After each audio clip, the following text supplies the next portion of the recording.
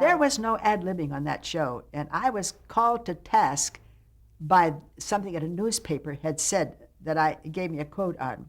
You don't ad-lib stuff that's written by those great writers. You may have to improvise something to cover a mistake or something like that. But right after I had just joined the show, a newspaperman quoted me as saying that we did a lot of ad-libbing on the show. And I was attacked in the hall, not physically, but emotionally attacked by one of the writers who said, how dare you say that you make up stuff, that we are the writers. And he was right. I said, I never said that. It was a big lesson to me, and I hope to anybody else that ever does television or does anything anywhere, you do not tell it that you're making up stuff that a great writer has written. I was misquoted by the newspaper man when I said sometimes in a bad moment we have to improvise something.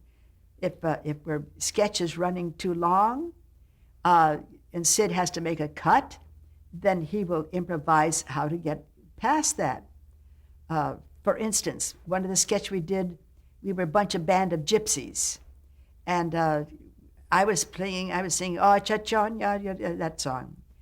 And Sid and Howie and Carl were gypsy players, musical instruments.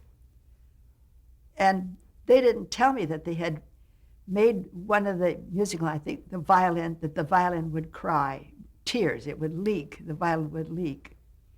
And I look around and I see this crying violin. And it's one of the few times in my life, theatrical life, that I ever lost it.